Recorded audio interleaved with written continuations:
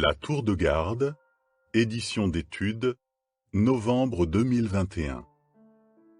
Article d'étude numéro 44. Cet article sera étudié la semaine du 3 au 9 janvier 2022. Tu bénéficies de l'amour fidèle de Jéhovah. Voici le verset thème de l'étude. Son amour fidèle est éternel. Psaume 136, verset 1. Cantique 108. L'amour fidèle de Dieu. Aperçu. Qu'est-ce que l'amour fidèle?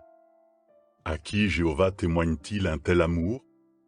Et quels bienfaits ceux qui en sont l'objet reçoivent-ils?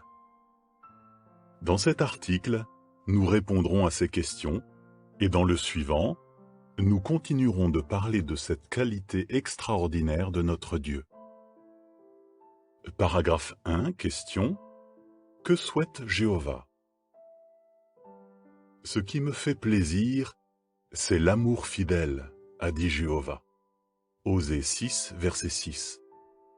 Et il nous encourage à accorder la même valeur que lui à cette qualité. Comme l'a indiqué le prophète Michée, il souhaite vivement que nous aimions l'amour fidèle.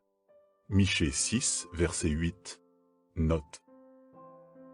Évidemment, il nous faut savoir ce qu'est l'amour fidèle pour pouvoir aimer cette qualité. Paragraphe 2, question. Qu'est-ce que l'amour fidèle? Qu'est-ce que l'amour fidèle?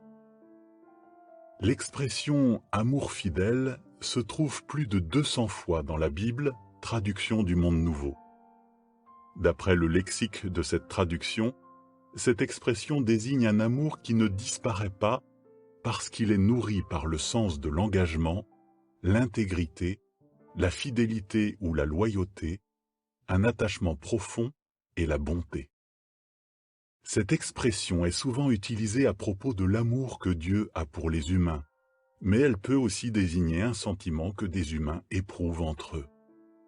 Jéhovah est le plus grand exemple d'amour fidèle qui soit. Dans cet article, nous verrons comment il fait preuve de cette qualité envers les humains. Et dans l'article suivant, nous verrons que, nous qui sommes ses serviteurs, nous pouvons l'imiter en nous manifestant un amour fidèle les uns aux autres. Jéhovah est abondant en amour fidèle. Paragraphe 3, question. Qu'a révélé Jéhovah à Moïse? Peu après que les Israélites ont quitté l'Égypte, Jéhovah a révélé à Moïse son nom et ses qualités. Il a proclamé « Jéhovah, Jéhovah, Dieu miséricordieux et compatissant, lent à se mettre en colère et abondant en amour fidèle et en vérité.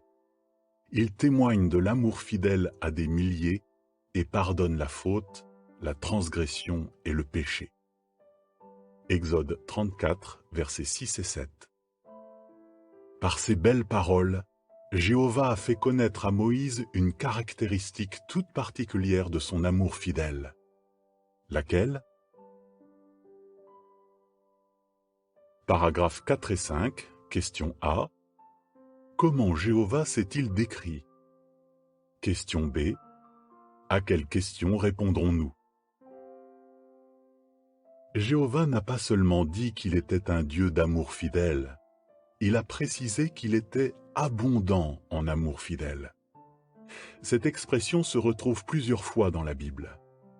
La note ajoute, l'idée que l'amour fidèle de Dieu est abondant se retrouve aussi en Néhémie 13, verset 22, en Psaume 69, verset 13, en Psaume 106, verset 7, et en Lamentation 3, verset 32. Fin de la note. À chaque fois, l'expression « abondant en amour fidèle » qualifie Jéhovah et jamais des humains. N'est-il pas remarquable que Jéhovah se décrive ainsi aussi souvent dans sa parole? Manifestement, cette qualité est très importante pour lui.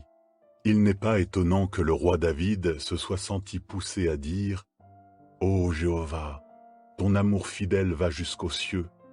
Comme ton amour fidèle est précieux, ô Dieu, à l'ombre de tes ailes, les fils des hommes se réfugient. Psaume 36, versets 5 et 7. Accordons-nous, comme David, une très grande valeur à l'amour fidèle de Dieu? Pour mieux comprendre encore ce qu'est l'amour fidèle, nous répondrons à ces deux autres questions. À qui Jéhovah témoigne-t-il de l'amour fidèle? Et quels bienfaits les actes d'amour fidèle de Jéhovah nous apportent-ils? À qui Jéhovah témoigne-t-il de l'amour fidèle? Paragraphe 6, question. À qui Jéhovah témoigne-t-il de l'amour fidèle? À qui Jéhovah témoigne-t-il de l'amour fidèle? La Bible dit que l'on peut aimer beaucoup de choses, comme le vin et l'huile, la discipline, la connaissance ou la sagesse. Proverbe 12, verset 1, 21, verset 17, 29, verset 3. L'amour fidèle, par contre, ne se manifeste jamais envers des choses ou des concepts, mais seulement envers des personnes. Cela dit, Jéhovah ne fait pas preuve d'amour fidèle envers tout le monde. Il manifeste son amour fidèle à ceux qui ont une relation étroite avec lui. Notre Dieu est fidèle à ses amis. Il leur réserve un avenir magnifique et il ne cessera jamais de les aimer. Paragraphe 7, question. Comment Jéhovah fait-il preuve d'amour envers tous les humains? Jéhovah fait preuve d'amour envers tous les humains. Jésus a dit à Nicodème, « Dieu a tellement aimé le monde, c'est-à-dire les humains, qu'il a donné son Fils unique afin que tous ceux qui exercent la foi en lui ne soient pas détruits, mais aient la vie éternelle. » Jean 3, verset 16. Voici une description des illustrations associées au paragraphe 7. Jéhovah fait preuve d'amour envers tous les humains, dont ses serviteurs. Les vignettes au-dessus du groupe de Jean illustrent certaines des expressions de l'amour de Dieu. La plus importante est la possibilité qu'il nous donne de bénéficier de la rançon. Voici ce que dit la légende des illustrations. L'amour de Jéhovah. Jéhovah procure de nombreux bienfaits à tous les humains, même à ceux qui ne l'adorent pas. Le soleil et la pluie, les fleurs, les plantes et les arbres, la possibilité de bénéficier de la rançon. Paragraphes 8 et 9, question A. Pourquoi Jéhovah agit-il avec amour fidèle envers ses serviteurs? Question B. Qu'allons-nous examiner maintenant? Comme nous l'avons vu, Jéhovah n'agit avec amour fidèle qu'envers ceux qui ont une relation étroite avec lui, c'est-à-dire ses serviteurs. Cela ressort clairement de ce qu'ont dit le roi David et le prophète Daniel. Par exemple, David a demandé à Dieu « Continue de manifester ton amour fidèle à ceux qui te connaissent. » Il a également fait remarquer « L'amour fidèle de Jéhovah est éternel envers ceux qui le craignent. » Et Daniel s'est adressé à Jéhovah ainsi « Ô Jéhovah le vrai Dieu, Dieu qui fait preuve d'amour fidèle envers ceux qui l'aiment et qui obéissent à ses commandements. » Psaume 36, verset 10, 103, verset 17, Daniel 9, verset 4. Ces paroles écrites sous l'inspiration de Jéhovah indiquent qu'il fait preuve d'amour fidèle envers ses serviteurs parce qu'ils le connaissent, le craignent, l'aiment et obéissent à ses commandements. En effet, il réserve son amour fidèle à ses serviteurs, à ceux qui l'adorent de la façon qui lui plaît. Avant que nous devenions ses adorateurs, Jéhovah nous manifestait déjà de l'amour, comme à tous les autres humains. Mais maintenant que nous le servons, nous sommes également l'objet de son amour fidèle. Il fait à chacun de nous cette promesse « Mon amour fidèle ne te sera pas enlevé ». Isaïe 54, verset 10. Comme David a pu le constater, Jéhovah traite son fidèle de façon particulière. Psaume 4, verset 3. Qu'est-ce que cela devrait nous inciter à faire? Un autre psalmiste répond: toute personne sage observera ces choses et réfléchira attentivement aux actes d'amour fidèle de Jéhovah. Psaume 107, verset 43. Tout en gardant ce conseil à l'esprit, nous examinerons 3 bienfaits que les actes d'amour fidèle de Jéhovah apportent à ses serviteurs. Voici ce que dit la légende des illustrations associées aux paragraphes 8 et 9. Comme l'ont dit David et Daniel, Jéhovah fait preuve d'amour fidèle envers ceux qui le connaissent, le craignent, l'aiment et obéissent à ses commandements. L'amour fidèle de Jéhovah nous apporte des bienfaits. Paragraphe 10, question. D'après Psaume 31, verset 7, qu'est-ce que cela nous fait de savoir que l'amour fidèle de Jéhovah est éternel? L'amour fidèle de Jéhovah ne disparaît jamais. Cet aspect important de son amour fidèle est mentionné 26 fois dans le psaume 136. Dans le premier verset, nous lisons « Remerciez Jéhovah car il est bon, car son amour fidèle est éternel. » Et le refrain « car son amour fidèle est éternel » se retrouve dans tous les autres versets. Quand nous lisons ce psaume, nous ne pouvons qu'être impressionnés par toutes les façons dont Jéhovah manifeste son amour fidèle, et cela continuellement. Le refrain « car son amour fidèle est éternel » nous donne la garantie que l'amour de Dieu pour ses serviteurs n'est pas inconstant. Comme il est rassurant de savoir que Jéhovah n'abandonne pas ses serviteurs à la première occasion. Il s'attache à ceux qui le servent et il est déterminé à les soutenir, surtout quand ils sont dans la détresse.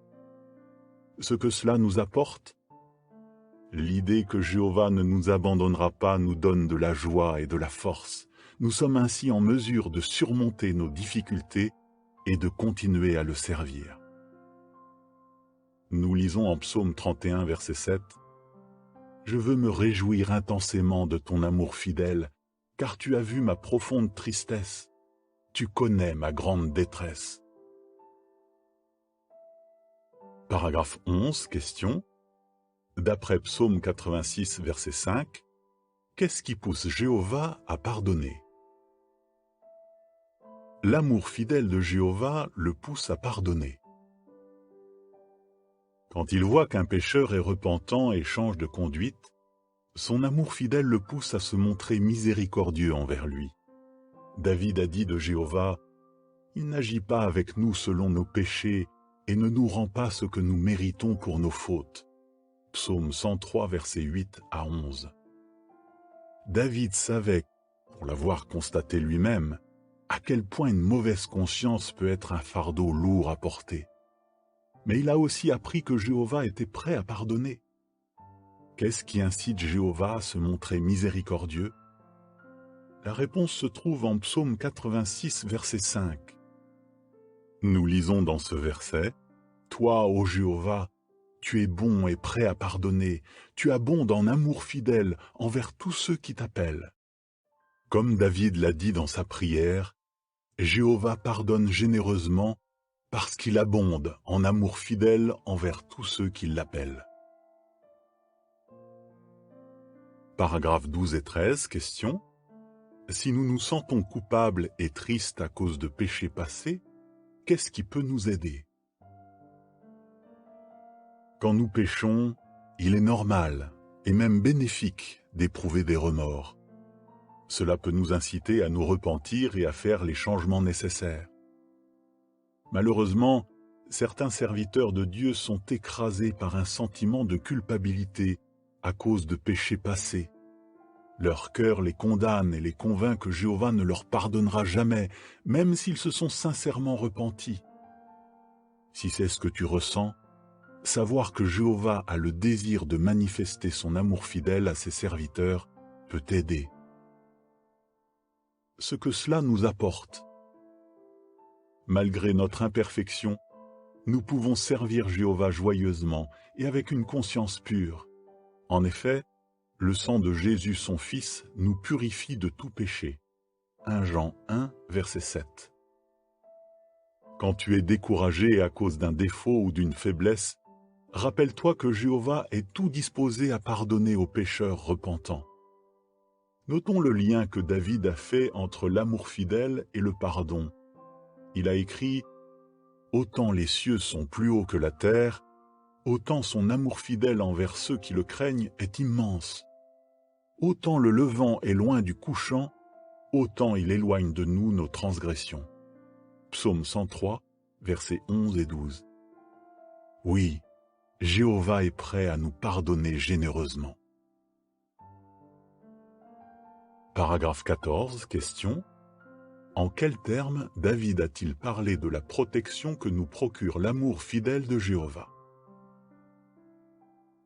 L'amour fidèle de Jéhovah nous procure une protection spirituelle. Dans une prière, David a dit à Jéhovah, « Tu es pour moi une cachette, tu me préserveras de la détresse, tu m'entoureras de joyeux cris de délivrance. Celui qui a confiance en Jéhovah est entouré de son amour fidèle. » Psaume 32, versets 7 et 10. Tout comme les murailles qui entouraient une ville antique protégeaient ses habitants, les actes d'amour fidèle de Jéhovah nous entourent et nous protègent spirituellement en nous aidant à rester intègres.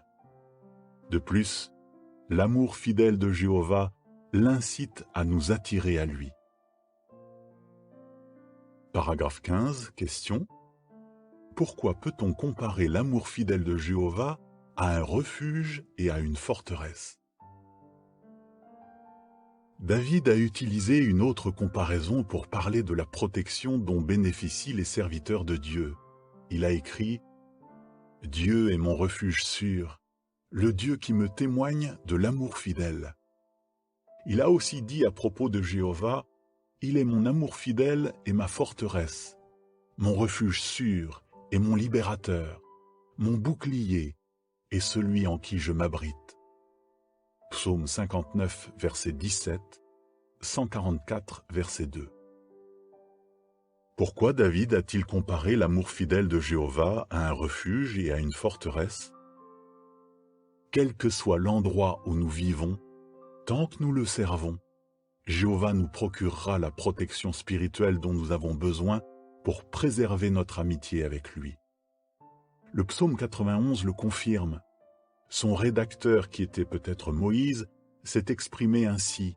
« Je veux dire à Jéhovah, tu es mon refuge et ma forteresse. » Psaume 91, versets 1 à 3, 9 et 14. Moïse a donc comparé Jéhovah à un refuge. De plus, vers la fin de sa vie, il a mentionné une idée rassurante. Après avoir écrit « Dieu est un refuge depuis les temps antiques », il a ajouté « Sous toi sont ses bras éternels ». Deutéronome 33, verset 27. Sous toi sont ses bras éternels. Qu'est-ce que cette idée nous révèle sur Jéhovah? Paragraphe 16, question. De quelle façon Jéhovah nous soutient-il? Comme Jéhovah est notre refuge, nous nous sentons en sécurité.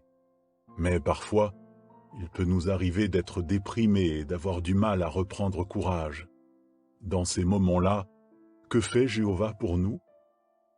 Nous lisons en Psaume 136, verset 23, « Il s'est souvenu de nous quand nous étions déprimés, car son amour fidèle est éternel. » Jéhovah met ses bras sous nous et nous relève tout en douceur. Ce que cela nous apporte, nous sommes encouragés de savoir que nous pouvons toujours compter sur Jéhovah. En effet, il nous soutient de deux façons. Premièrement, il nous procure un refuge quel que soit l'endroit où nous vivons. Deuxièmement, notre Père Céleste prend tendrement soin de nous. Voici une description des illustrations associées aux paragraphes 10 à 16. Jéhovah traite d'une façon particulière ceux qui choisissent de le servir et qui ont foi dans la rançon. Les serviteurs de Jéhovah bénéficient non seulement de l'amour qu'il porte à tous les humains, mais aussi de son amour fidèle. Certaines expressions de son amour fidèle sont illustrées dans les vignettes. Voici ce que dit la légende des illustrations. L'amour fidèle de Jéhovah. Jéhovah procure des bienfaits supplémentaires à ceux qui l'adorent, un amour constant et éternel, le pardon, la protection spirituelle. Jéhovah ne cessera jamais de nous manifester son amour fidèle. Paragraphe 17, question. D'après Psaume 33, versets 18 à 22, quelle certitude avons-nous? Comme nous l'avons vu, nous pouvons être sûrs que si nous sommes dans l'épreuve, Jéhovah agira en notre faveur. Il nous donnera le soutien dont nous avons besoin pour lui rester fidèles. Le prophète Jérémie a constaté « C'est grâce à l'amour fidèle de Jéhovah que nous n'avons pas disparu, car ses expressions de miséricorde ne prennent jamais fin. » Lamentation 3, verset 22. Nous pouvons avoir la certitude que l'amour fidèle de Jéhovah reposera toujours sur nous, parce que comme le psalmiste l'a fait remarquer, l'œil de Jéhovah veille sur ceux qui le craignent, sur ceux qui espèrent en son amour fidèle. Nous lisons en Psaume 33, versets 18 à 22. Voyez, l'œil de Jéhovah veille sur ceux qui le craignent, sur ceux qui espèrent en son amour fidèle, pour les délivrer de la mort et les garder en vie durant la famine. Nous attendons Jéhovah. Il est notre secours et notre bouclier. Notre cœur se réjouit à son sujet, car nous avons confiance en son saint nom. Que ton amour fidèle repose sur nous, ô Jéhovah, tandis que nous continuons de t'attendre. Paragraphes 18 et 19, question A. De quoi voulons-nous nous souvenir? Question B. Qu'examinerons-nous dans l'article suivant? De quoi voulons-nous nous souvenir? Avant que nous devenions ses adorateurs, Jéhovah nous manifestait déjà de l'amour, comme à tous les autres humains. Mais maintenant que nous le servons, nous sommes également l'objet de son amour fidèle. Poussés par cet amour, Jéhovah nous entoure de ses bras protecteurs. Il nous gardera toujours près de lui et il réalisera toutes les magnifiques promesses qu'il nous a faites. Il veut notre bonheur. C'est pourquoi, quelles que soient nos épreuves, il nous donnera la force de lui rester fidèle. Nous avons vu de quelle façon Jéhovah témoigne de l'amour fidèle à ses serviteurs. Mais en retour, il s'attend à ce que nous manifestions cette qualité les uns envers les autres. Qu'est-ce que cela exige de nous? Dans l'article suivant, nous examinerons ce sujet important. Que répondrais-tu? Qu'est-ce que l'amour fidèle? À qui Jéhovah témoigne-t-il de l'amour fidèle? Quel bienfait l'amour fidèle de Jéhovah t'apporte-t-il? Cantique 136. Que Jéhovah te récompense. Fin de l'article.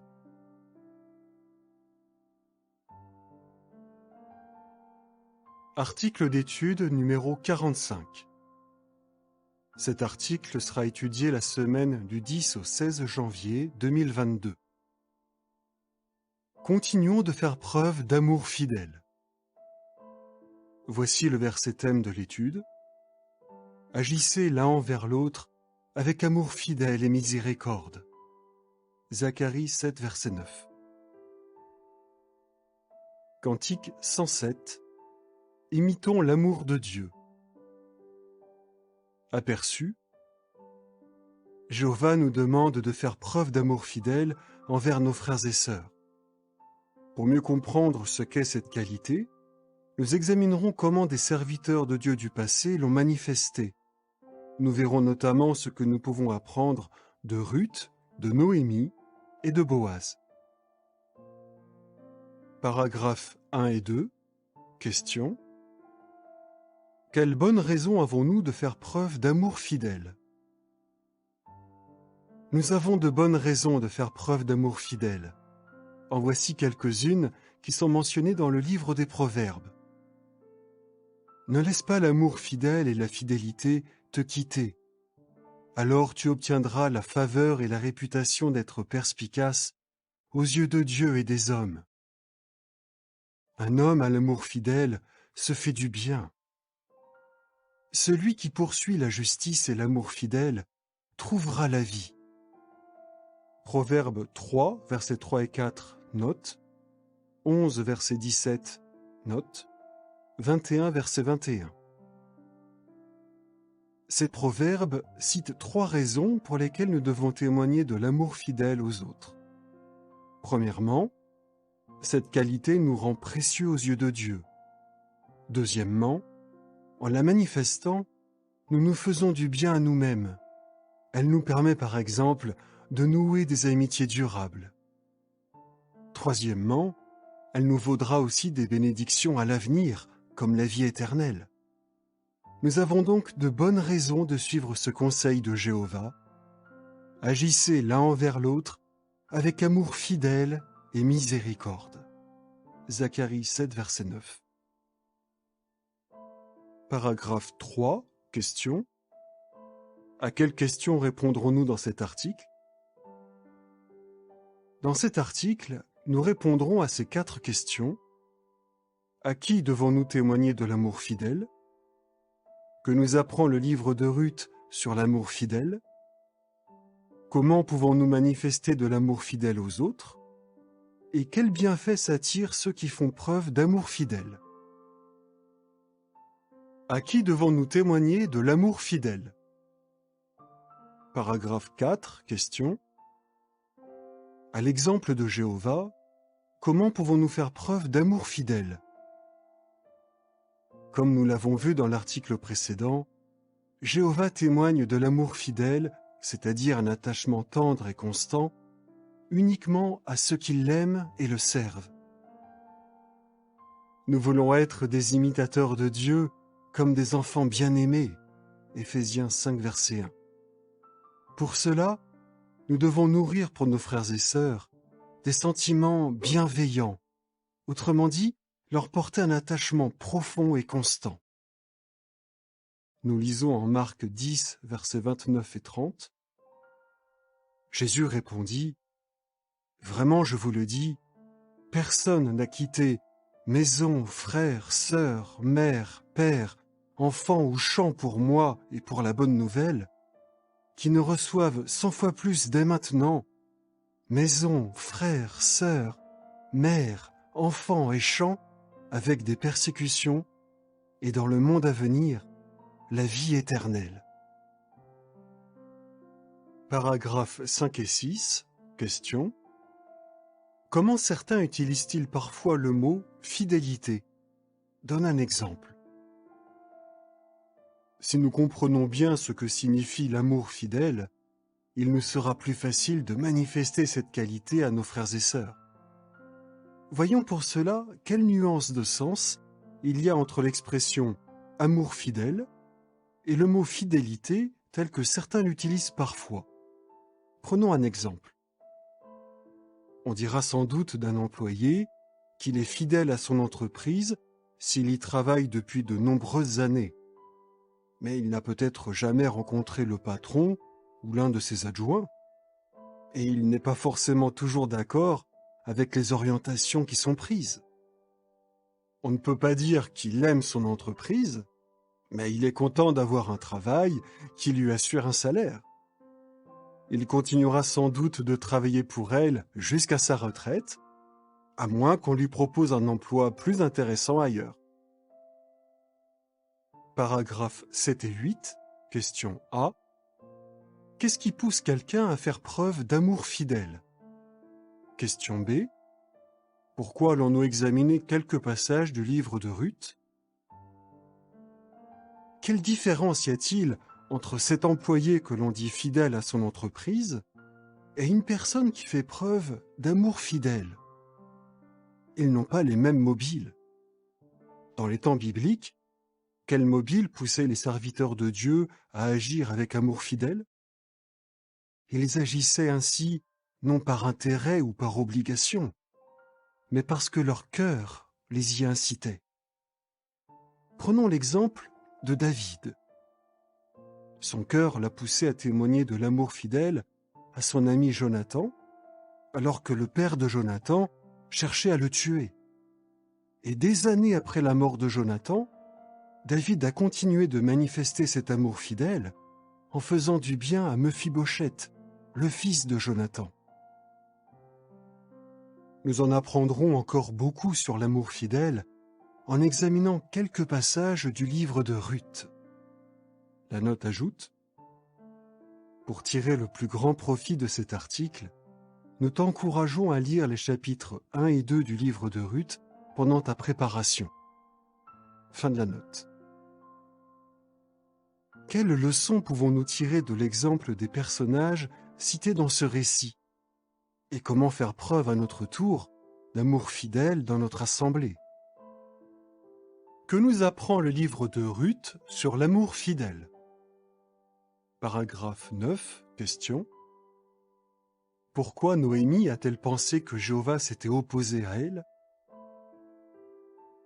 Le livre de Ruth raconte l'histoire de Noémie, de sa belle-fille Ruth et de Boaz, un homme qui était de la famille de son mari et qui craignait Dieu.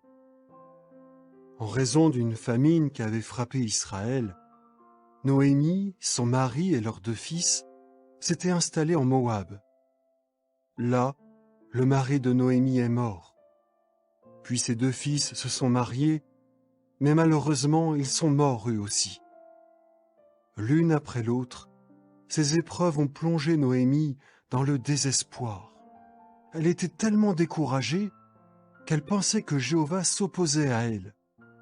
Notons en quels termes elle a exprimé ses sentiments. Jéhovah a agi contre moi. Le Tout-Puissant m'a rendu la vie très amère.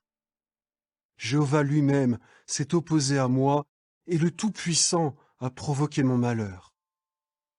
Ruth 1, versets 13, 20 et 21. Paragraphe 10, question. Comment Jéhovah a-t-il réagi aux paroles pleines d'amertume de Noémie? Comment Jéhovah a-t-il réagi aux paroles pleines d'amertume de Noémie? Il n'a pas abandonné cette femme fidèle qui était désespérée. Au contraire, il a fait preuve d'empathie envers elle. Il sait que l'oppression peut rendre fou un sage. Ecclésiaste 7, verset 7. Il a donc aidé Noémie à discerner qu'il était toujours là pour la soutenir. Comment s'y est-il pris? Il a poussé Ruth à témoigner de l'amour fidèle à Noémie.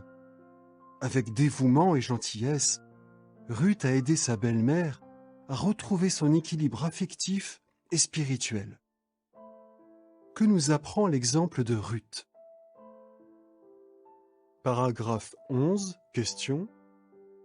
Qu'est-ce qui pousse des frères et sœurs à aider ceux qui sont en souffrance?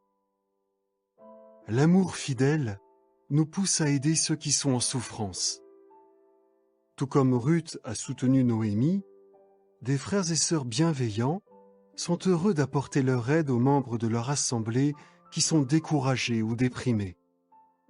Ils aiment leurs frères et sœurs et ils veulent faire tout ce qu'ils peuvent pour les soutenir.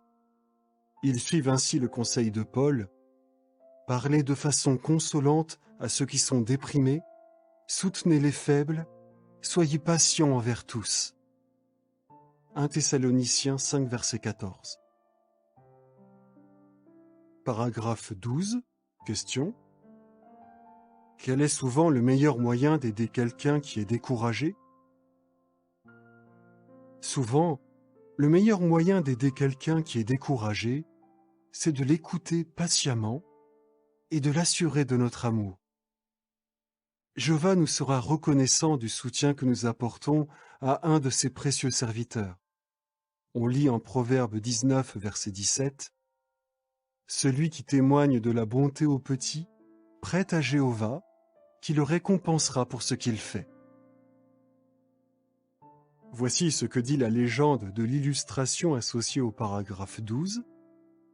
Nous pouvons aider quelqu'un qui est découragé en l'écoutant patiemment. Paragraphe 13, question A. Quelles décisions différentes Ruth et Orpa ont-elles prises? Question B. Pourquoi la décision de Ruth était-elle une manifestation d'amour fidèle? On comprend encore mieux ce qu'est l'amour fidèle en examinant ce qui est arrivé à Noémie quelque temps après la mort de son mari et de ses 2 fils. Quand Noémie a appris que Jéhovah s'était occupé de son peuple en lui donnant de quoi se nourrir, elle a décidé de retourner dans son pays. Ruth 1, verset 6. Ses 2 belles-filles se sont mises en route avec elle, mais en chemin, Noémie leur a conseillé 3 fois de retourner en Moab. Que s'est-il alors passé? Orpa embrassa sa belle-mère et partit, mais Ruth resta avec elle. Ruth 1, versets 7 à 14. En choisissant de retourner chez elle, Orpa a fait ce que Noémie lui suggérait. Ruth, quant à elle, était bien décidée à soutenir Noémie. Elle aussi était libre de rentrer chez elle, mais par amour fidèle pour sa belle-mère, elle a choisi de ne pas l'abandonner. Si Ruth a continué de soutenir Noémie, ce n'était pas parce qu'elle y était obligée, mais parce qu'elle le voulait. La décision de Ruth était une belle manifestation d'amour fidèle. Quelle leçon se dégage de ce récit? Voici ce que dit la légende de l'illustration de couverture. Ruth reste avec Noémie, sa belle-mère, tandis qu'Orpa retourne en Moab. Elle dit à Noémie, « Là où tu iras, j'irai. » Paragraphe 14, question A. Comment beaucoup de frères et sœurs font-ils preuve d'amour fidèle? Question B. D'après Hébreux 13, verset 16, à quel sacrifice Dieu prend-il plaisir? L'amour fidèle nous pousse à prendre des initiatives. Aujourd'hui, comme dans le passé, beaucoup de chrétiens font preuve d'amour fidèle envers leurs frères et sœurs, même envers ceux qu'ils ne connaissent pas personnellement. Par exemple, quand ils apprennent qu'une catastrophe naturelle a eu lieu, ils demandent immédiatement ce qu'ils peuvent faire. Ou bien si un membre de l'Assemblée a des problèmes financiers, ils n'hésitent pas à lui proposer une aide pratique. Tout comme les chrétiens de Macédoine au 1er siècle, ils font des sacrifices, parfois même au-delà de leurs moyens, pour soutenir ceux qui sont dans le besoin. 2 Corinthiens 8, verset 3. Comme Jéhovah doit se réjouir de leur générosité. Nous lisons en Hébreux 13, verset 16. N'oubliez pas de faire le bien et de partager, car Dieu prend plaisir à de tels sacrifices. Comment manifester de l'amour fidèle aux autres? Paragraphes 15 et 16, question. Comment Ruth s'est-elle montrée persévérante? Nous pouvons tirer de belles leçons de la façon dont Ruth s'est occupée de Noémie. En voici quelques-unes. Montre-toi persévérant. Quand Ruth lui a dit qu'elle voulait s'installer en Juda avec elle, Noémie a d'abord refusé. Mais Ruth n'a pas renoncé. Que s'est-il alors passé? Quand Noémie vit que Ruth insistait pour l'accompagner, elle n'essaya plus de l'en empêcher. Ruth 1, versets 15 à 18. Paragraphe 17, question. Qu'est-ce qui t'aidera à ne pas renoncer facilement? Application. Il faut de la patience pour aider quelqu'un qui est déprimé. Alors, ne renonce pas trop vite. Une sœur qui traverse des moments difficiles refusera peut-être au départ l'aide que tu lui proposes. Mais l'amour fidèle te poussera à lui rester attaché. Ne cesse pas d'espérer qu'un jour, elle acceptera la main que tu lui tends. La note ajoute: Dans cet article, nous prenons l'exemple de sœurs parce que nous examinons l'histoire de Noémie. Mais les conseils donnés s'appliquent tout autant si ce sont des frères qui ont besoin d'aide. Paragraphe 18. Question. Quelles paroles de Noémie ont dû faire de la peine à Ruth? Ne te vexe pas facilement. Quand Noémie et Ruth sont arrivées à Bethléem, Noémie a rencontré ses anciennes voisines. Elle leur a alors raconté « J'étais comblée quand je suis partie, mais Jéhovah m'a fait revenir les mains vides. » Ruth 1, verset 21. Imagine ce que Ruth a dû ressentir en entendant Noémie dire cela. Ruth avait fait tout son possible pour aider Noémie. Elle avait pleuré avec elle, elle l'avait réconfortée et elle avait marché avec elle pendant des jours et des jours. Et malgré tout cela, Noémie a dit « Jéhovah m'a fait revenir les mains vides ». Elle n'a même pas mentionné le soutien que lui avait apporté Ruth, qui se tenait à côté d'elle. Cela a dû faire beaucoup de peine à Ruth. Pourtant, elle est restée attachée à Noémie. Paragraphe 19. Question. Qu'est-ce qui nous aidera à ne pas nous désintéresser de quelqu'un qui refuse notre aide? Application. Une sœur qui traverse une situation pénible peut avoir au départ des paroles blessantes à ton égard, malgré tous les efforts que tu fais pour essayer de la soutenir. Mais ne te vexe pas pour cela. Ne te désintéresse pas d'elle et demande à Jéhovah de t'aider à trouver un moyen de la réconforter. Paragraphe 20. Question. Qu'est-ce qui a donné à Ruth la force de continuer à faire le bien? Sois observateur et encourageant.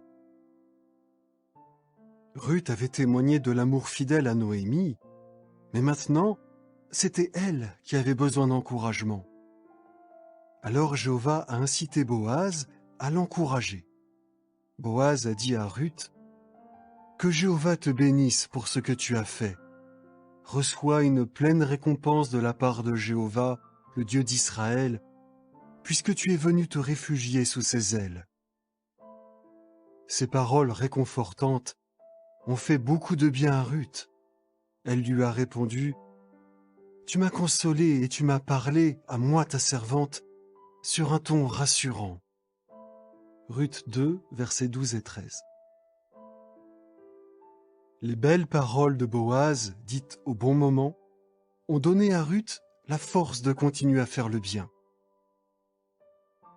Paragraphe 21. Question. Comme l'indique Isaïe 32, versets 1 et 2, que veillent à faire les anciens intentionnés? Application.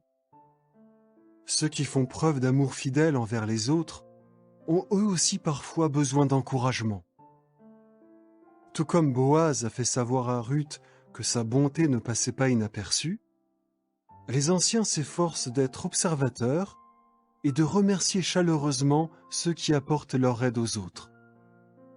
Des encouragements sincères et dits au bon moment donnent aux frères et sœurs la force dont ils ont besoin pour continuer à faire le bien. Nous lisons en Isaïe 32, versets 1 et 2. « Voici, un roi régnera pour la justice, et des princes gouverneront pour le droit. Et chacun sera comme une cachette contre le vent, un refuge contre la tempête de pluie, comme des ruisseaux dans une terre aride, comme l'ombre d'un rocher massif sur une terre desséchée. » Voici ce que dit la légende des illustrations associées aux paragraphes 20 et 21. Comment les anciens peuvent-ils imiter Boaz? Quels bienfaits s'attirent ceux qui font preuve d'amour fidèle? Paragraphes 22 et 23. Question. Quel changement d'état d'esprit observe-t-on chez Noémie et pourquoi? Un peu plus tard, Boaz a veillé à ce que Ruth puisse glaner une grande quantité de céréales pour elle et sa belle-mère. Comment Noémie a-t-elle réagi à la générosité de Boaz? Elle s'est exclamée « Qu'il soit béni par Jéhovah, qui n'a pas renoncé à son amour fidèle envers les vivants et les morts. » Ruth 2, verset 20, partie A. Les sentiments de Noémie avaient bien changé.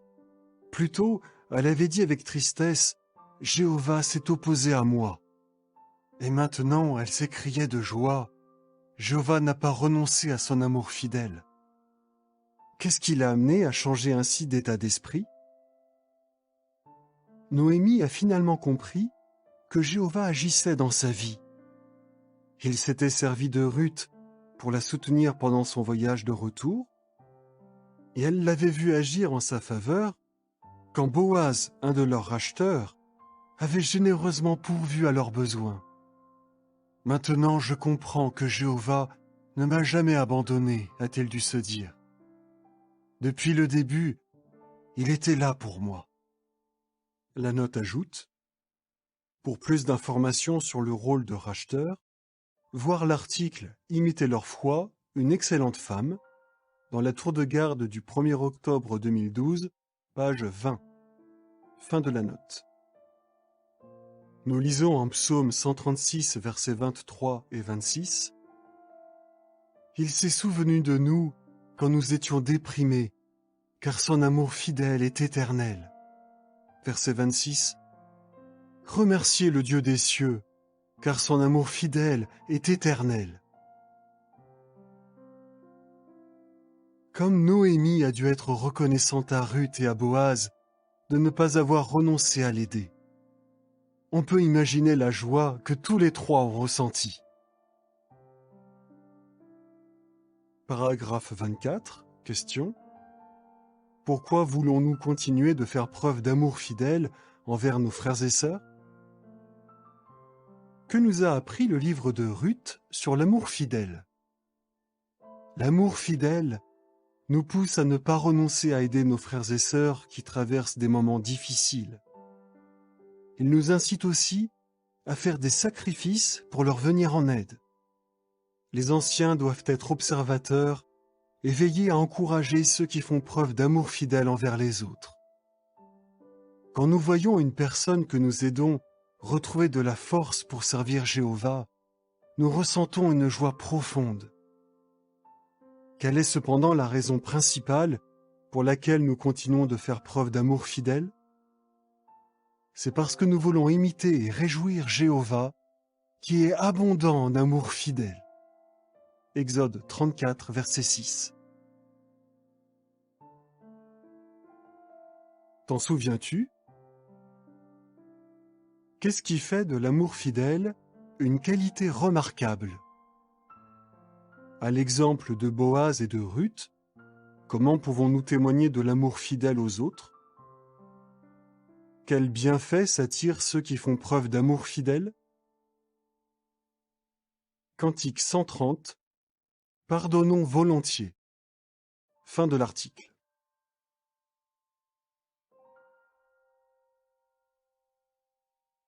Article d'étude numéro 46. Cet article sera étudié la semaine du 17 au 23 janvier 2022. Jeunes mariés, donnez la priorité au service de Jéhovah. Voici le verset thème de l'étude. Jéhovah est ma force, mon cœur a confiance en lui. Psaume 28, verset 7. Cantique 131, ce que Dieu a uni. Aperçu. En fonction des décisions que nous prenons, nous aurons plus ou moins de temps et d'énergie à consacrer au service de Jéhovah. Les jeunes mariés en particulier ont à prendre des décisions qui auront des conséquences à long terme sur leur vie. Cet article les aidera à faire de bons choix, ce qui leur permettra de mener une vie heureuse. Paragraphes 1 et 2, question A. D'après Psaume 37, versets 3 et 4, pourquoi les jeunes mariés doivent-ils faire confiance à Jéhovah? Question B. Qu'examinerons-nous dans cet article? Es-tu sur le point de te marier ou marier depuis peu? Si c'est le cas, tu es certainement impatient de profiter de la vie avec celui ou celle que tu aimes tendrement. Bien sûr, la vie de couple présente ses propres difficultés, et les jeunes mariés ont des décisions importantes à prendre. La façon dont tu aborderas ces difficultés et les décisions que tu prendras auront des conséquences sur ta vie de couple pendant des années. Si tu comptes sur Jéhovah, tu feras de bons choix, ton couple sera uni et tu seras heureux. Par contre, si tu ne tiens pas compte de ces conseils, tu rencontreras sans doute des problèmes qui mettront ton couple à rude épreuve, ce qui te rendra malheureux. Nous lisons en Psaume 37, versets 3 et 4, « Mets ta confiance en Jéhovah et fais le bien. Réside sur la terre et agis avec fidélité. Trouve ta plus grande joie en Jéhovah et il exaucera les désirs de ton cœur. » Même si cet article s'adresse avant tout aux jeunes mariés, il parle de difficultés que tous les couples peuvent rencontrer. Il tire des leçons de l'exemple d'hommes et de femmes du passé qui adoraient Jéhovah. Ces leçons peuvent nous être utiles dans différents domaines de la vie, dont la vie de couple. Dans cet article, nous verrons aussi ce que peuvent nous apprendre des couples de notre époque. De quoi les jeunes mariés doivent-ils être conscients? Paragraphes 3 et 4, question. De quoi les jeunes mariés doivent-ils être conscients? Certains pourraient encourager des jeunes mariés à mener une vie entre guillemets normale. Par exemple, leurs parents ou d'autres membres de leur famille pourraient les pousser à avoir des enfants le plus tôt possible. Ou alors des amis ou des membres de la famille bien intentionnés pourraient les encourager à acheter une maison et ensuite à bien l'équiper.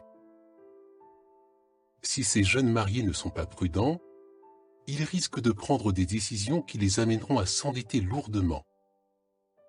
Que se passera-t-il alors? Ils devront sans doute beaucoup travailler tous les deux pour rembourser leurs dettes. Et du coup, ils auront moins de temps à consacrer à leur étude individuelle de la Bible, à leur culte familial et à la prédication. Ils seront peut-être obligés de faire des heures supplémentaires pour gagner davantage d'argent ou pour garder leur emploi, ce qui pourrait les amener à manquer des réunions. Si cela leur arrivait, ils passeraient à côté de belles occasions d'étendre leur ministère. Voici ce que dit la légende de l'illustration associée aux paragraphes 3 et 4. Quelle décision pourrait empêcher des jeunes mariés d'étendre leur ministère? Paragraphe 5, question. Qu'ont constaté Klaus et Marisa? Beaucoup ont constaté qu'employer toute son énergie à acquérir des biens matériels ne rend pas heureux. Cela a notamment été le cas de Klaus et Marisa. La note ajoute, certains prénoms ont été changés. Fin de la note. Après leur mariage, ils ont tous les deux travaillé à plein temps pour pouvoir mener une vie confortable. Mais au fond d'eux-mêmes, ils n'étaient pas vraiment heureux. Klaus reconnaît, sur le plan matériel, nous avions bien plus que le nécessaire. Mais nous n'avions pas d'objectif spirituel. Franchement, notre vie était compliquée et stressante.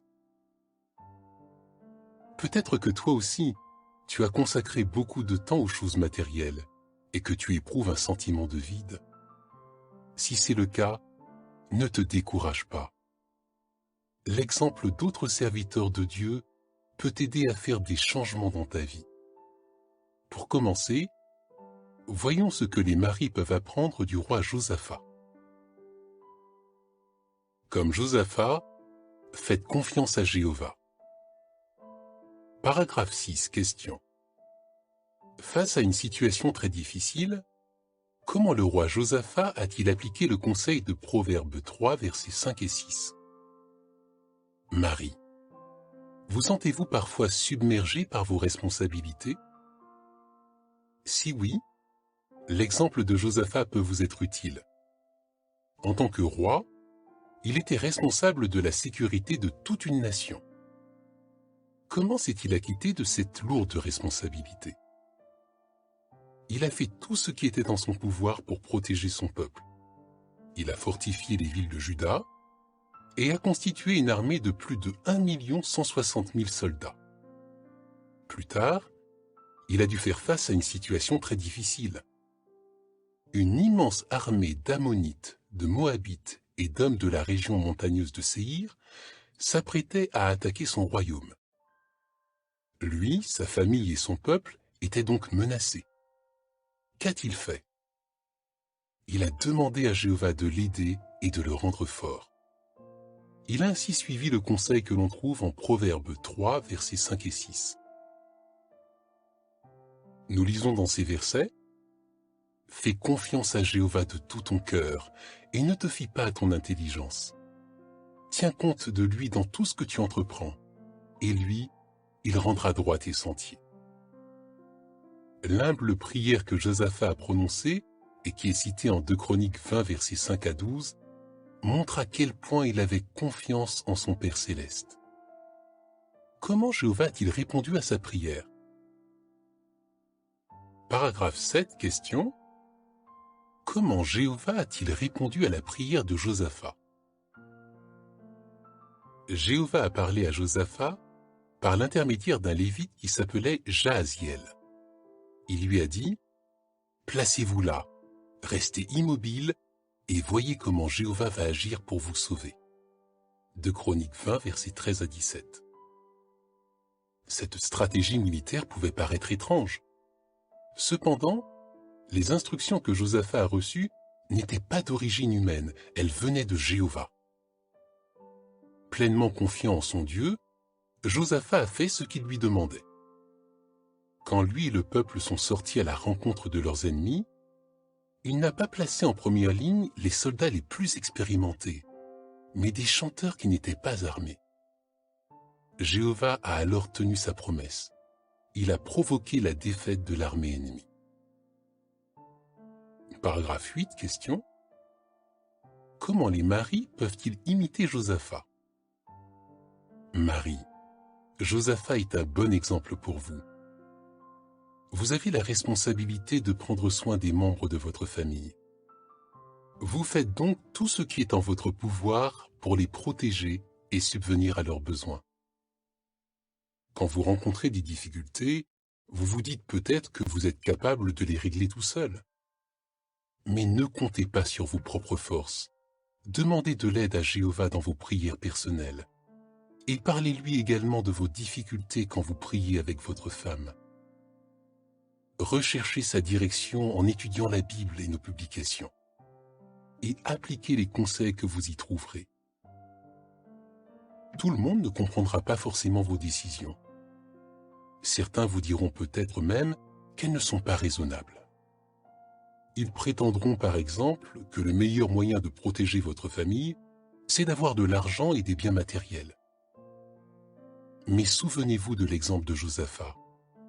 Il avait confiance en Jéhovah et il l'a prouvé par ses actions. Jéhovah n'a pas abandonné cet homme fidèle et il ne vous abandonnera pas non plus. Voyons maintenant ce que les deux conjoints doivent faire pour s'assurer une vie heureuse. Comme Isaïe et sa femme, donnez la priorité au service de Jéhovah. Paragraphe 9, question. Que savons-nous d'Isaïe et de sa femme? Isaïe et sa femme donnaient la priorité au service de Jéhovah. Isaïe était un prophète, et comme sa femme était appelée la prophétesse, il est probable qu'elle ait eu ses propres missions. Manifestement, le culte de Jéhovah occupait la première place dans leur vie. Quel excellent exemple il laisse au couple de notre époque. Paragraphe 10, question. Comment l'étude des prophéties bibliques peut-elle encourager un couple à faire tout son possible pour Jéhovah? Jeunes mariés, vous pouvez imiter Isaïe et sa femme en donnant la priorité au service de Jéhovah étudiez avec votre conjoint les prophéties bibliques. Vous constaterez alors qu'elles se réalisent toujours et cela renforcera votre confiance en Jéhovah. La note ajoute: vous pouvez par exemple examiner les chapitres 6, 7 et 19 du livre Le culte pur de Jéhovah enfin rétabli. Fin de la note. Réfléchissez aussi au rôle que vous pouvez jouer dans l'accomplissement de certaines prophéties. Vous pouvez par exemple participer à la réalisation de la prophétie de Jésus concernant la prédication de la bonne nouvelle sur toute la terre durant les derniers jours. Plus vous serez convaincu que les prophéties bibliques se réalisent toujours, plus vous serez déterminé à faire tout votre possible pour Jéhovah. Comme Priscille et Aquilas, mettez le royaume à la première place. Paragraphe 11, question. Quel genre de vie Priscille et Aquilas ont-ils eu et pourquoi?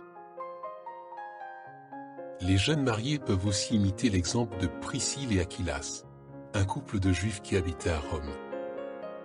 Ils avaient entendu parler de la bonne nouvelle au sujet de Jésus et ils étaient devenus chrétiens. Ils étaient sans doute satisfaits de la vie qu'ils menaient. Mais quand l'empereur Claude a ordonné aux Juifs de quitter Rome, leur vie a changé du tout au tout. Ils ont dû quitter un environnement familier, trouver une maison et établir leur entreprise de fabrication de tentes dans une autre ville. Cette situation nouvelle et difficile les amènerait-elle à ne plus mettre le royaume à la première place dans leur vie? Nous connaissons tous la réponse à cette question. À Corinthe, ils se sont pleinement investis dans l'assemblée locale et ont collaboré avec Paul pour fortifier les frères et sœurs. Plus tard, ils sont allés vivre dans d'autres villes où il y avait besoin de plus de proclamateurs. Ils ont vraiment eu une vie de couple heureuse et pleine de sens. Paragraphe 12, question. Pourquoi un couple doit-il se fixer des objectifs spirituels? Les jeunes mariés peuvent imiter Priscille et Aquilas en mettant le royaume à la première place dans leur vie. Le meilleur moment pour un couple de parler de ses objectifs spirituels, c'est avant le mariage. Quand des conjoints prennent des décisions ensemble et s'efforcent d'atteindre les objectifs spirituels qu'ils se sont fixés, ils ont davantage d'occasions de voir l'Esprit de Jéhovah agir dans leur vie. Considérons le témoignage de Russell et Élisabeth. Russell raconte: pendant nos fréquentations, nous avons parlé en détail de nos objectifs spirituels. Élisabeth ajoute: on a eu cette discussion pour que plus tard, quand on aurait des décisions à prendre, on veille à faire des choix qui ne nous empêchent pas d'atteindre nos objectifs. La situation de Russell et Élisabeth leur a permis de s'installer en Micronésie, où il y avait besoin de renfort. Paragraphe 13, question. D'après Psaume 28, verset 7, quelles bénédictions attendent ceux qui ont confiance en Jéhovah? Comme Russell et Élisabeth, beaucoup de couples ont décidé de mener une vie simple pour pouvoir consacrer le plus de temps possible à l'activité de prédication et d'enseignement. Quand des conjoints se fixent des objectifs spirituels et qu'ils font tous les deux des efforts pour les atteindre, de nombreuses bénédictions les attendent. Ils verront que Jéhovah prend soin d'eux, leur confiance en lui grandira, et cela les rendra profondément heureux. Nous lisons en Psaume 28, verset 7, « Jéhovah est ma force et mon bouclier. Mon cœur a confiance en lui. Il m'a secouru et mon cœur se réjouit. C'est pourquoi je le louerai par mon chant. » Comme Pierre et sa femme, ayez confiance dans les promesses de Jéhovah. Paragraphe 14, question. Comment Pierre et sa femme ont-ils montré qu'ils avaient confiance dans la promesse que l'on trouve en Matthieu 6, versets 25 et 31 à 34? Il y a encore un autre exemple que les jeunes mariés peuvent imiter, celui de l'apôtre Pierre et de sa femme. Entre 6 mois et 1 an après avoir rencontré Jésus pour la première fois, Pierre a dû prendre une décision importante. Il vivait de la pêche. Donc, quand Jésus l'a invité à l'accompagner à plein temps, il a fallu qu'il réfléchisse à sa situation familiale. Qu'allait-il faire? Il a décidé de suivre Jésus et de prêcher à ses côtés. C'était une excellente décision. Et nous avons de bonnes raisons de penser que sa femme l'a soutenu. En effet, la Bible précise qu'après la résurrection de Jésus, elle a parfois accompagné son mari dans ses déplacements. Son bel exemple de femme chrétienne a sans aucun doute permis à Pierre de se sentir libre de donner des conseils aux maris ainsi qu'aux femmes. Il est clair que Pierre et sa femme avaient confiance dans les promesses de Jéhovah. Ils savaient qu'il prendrait soin d'eux s'ils mettaient le royaume à la première place dans leur vie. Nous lisons en Matthieu 6, versets 25 et 31 à 34. « Voilà pourquoi je vous dis, arrêtez de vous inquiéter pour votre vie, au sujet de ce que vous mangerez ou de ce que vous boirez, ou pour votre corps au sujet de ce que vous mettrez. La vie n'est-elle pas plus importante que la nourriture, et le corps plus important que les vêtements ?» Versets 31 à 34. « Ne vous inquiétez donc jamais, disant, qu'allons-nous manger, ou qu'allons-nous boire, ou qu'allons-nous mettre? Ce sont là les choses dont les nations se préoccupent beaucoup. Votre Père céleste sait que vous avez besoin de toutes ces choses. Donc, continuez à chercher d'abord le royaume et la justice de Dieu, et toutes ces autres choses vous seront ajoutées. Et ne vous inquiétez jamais du lendemain, car le lendemain aura ses propres inquiétudes. À chaque jour ses problèmes. » Paragraphe 15, question. Qu'apprenons-nous de l'exemple de Tiago et Esther? Si vous êtes mariés depuis quelques années maintenant, comment pouvez-vous continuer de cultiver le désir de faire plus au service de Jéhovah? L'exemple d'autres couples peut vous être utile. Pourquoi ne pas lire les articles de la rubrique « Ils se sont offerts volontairement » ? La note ajoute « Cette rubrique, précédemment publiée dans la tour de garde, est à présent accessible sur jw.org. Allez sur « Qui sommes-nous ?» Témoignages et anecdotes. Ils cherchent à atteindre des objectifs spirituels. Fin de la note. Les articles de cette rubrique ont donné à Tiago et Esther, un couple du Brésil, l'envie de servir là où il y a besoin de renfort. Tiago explique « En voyant comment Jéhovah prenait soin de ses serviteurs, on a eu, nous aussi, envie de le sentir nous guider et prendre soin de nous. » Finalement, ils se sont installés au Paraguay, où depuis 2014, ils prêchent aux gens qui parlent le portugais. Esther raconte « Un verset qu'on aime beaucoup tous les deux, c'est Éphésiens 3, verset 20. On l'a vu se réaliser bien des fois. Dans ce verset, Paul a affirmé que Jéhovah donnerait à ses serviteurs beaucoup plus que ce qu'ils lui demanderaient. Et c'est ce que nous constatons jour après jour. Paragraphe 16, question. Auprès de qui les jeunes couples peuvent-ils chercher conseil? Les jeunes couples peuvent tirer profit de l'expérience de chrétiens qui ont appris à compter sur Jéhovah. Certains couples servent Jéhovah à plein temps depuis des dizaines d'années. Pourquoi ne pas chercher conseil auprès d'eux lorsque vous analysez vos objectifs? C'est là une autre façon de montrer que vous faites confiance à Jéhovah. Les anciens peuvent eux aussi vous aider à vous fixer des objectifs spirituels et à les atteindre. Voici ce que dit la légende des illustrations associées aux paragraphes 8, 10, 13 et 16. Les jeunes mariés peuvent donner la priorité au service de Jéhovah en priant, en étudiant la Bible, en se fixant des objectifs spirituels et en cherchant conseil auprès de chrétiens mûrs. Paragraphe 17, question. Qu'est-il arrivé à Klaus et Marisa et qu'est-ce que cela nous apprend? Parfois, quand nous prenons la décision d'étendre notre ministère, les choses ne se passent pas comme nous l'aurions voulu. Reparlons brièvement de Klaus et Marisa. Après 3 ans de mariage, ils ont quitté leur logement pour participer à des travaux de construction au Bethel de Finlande. Cependant, ils ont appris que leur mission ne durerait pas plus de 6 mois. Sur le coup, ils étaient déçus. Mais peu après, on les a invités à suivre un cours d'arabe. Et ils sont aujourd'hui heureux de prêcher dans un autre pays aux gens qui parlent cette langue. Avec le recul, Marisa reconnaît: ça fait peur de sortir de sa zone de confort et de laisser les choses complètement entre les mains de Jéhovah. Mais Jéhovah nous a toujours aidés de façon inattendue. Ça a renforcé ma confiance en lui. Comme l'exemple de Klaus et Marisa le montre, nous pouvons être convaincus que Jéhovah nous récompensera si nous lui faisons entièrement confiance. Paragraphe 18. Question.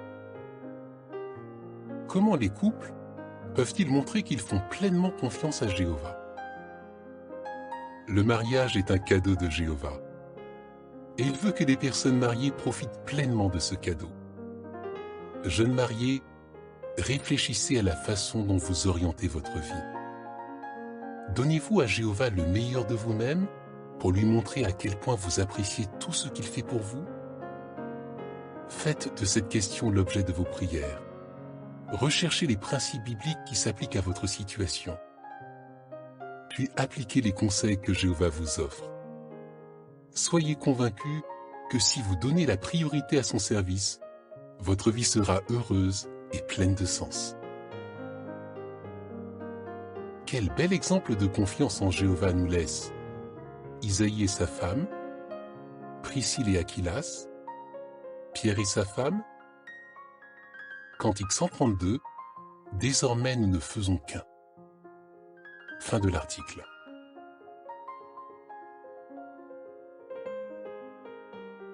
Article d'étude numéro 47.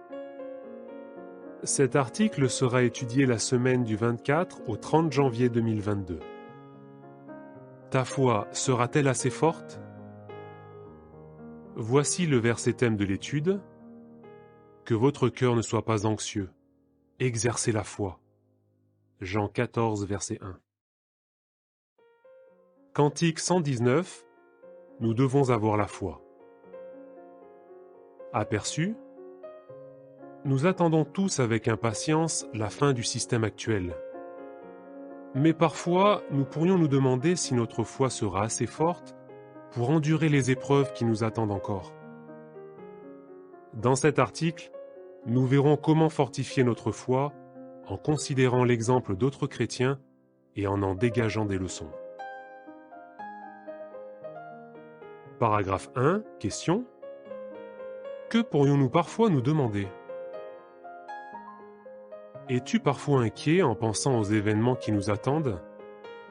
La destruction de la fausse religion, l'attaque de Gog de Magog et la guerre d'Armageddon? Te demandes-tu parfois: vais-je réussir à rester fidèle quand ces événements terrifiants se produiront? Si une telle question t'a déjà traversé l'esprit, l'examen des paroles de Jésus qui constitue notre verset thème te sera très utile. Jésus a dit à ses disciples: que votre cœur ne soit pas anxieux, exercez la foi. Jean 14, verset 1.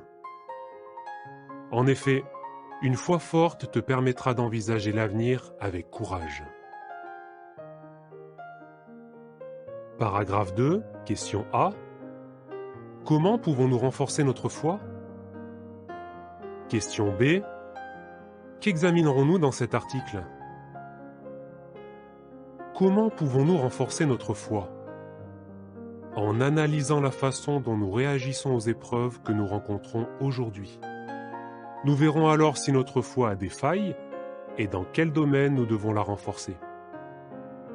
À chaque fois que nous surmontons une épreuve, notre foi devient plus forte et nous sommes mieux préparés à faire face aux épreuves qui nous attendent encore. Dans cet article, nous examinerons 4 situations auxquelles les disciples de Jésus ont été confrontés et qui ont révélé qu'ils avaient besoin de plus de foi.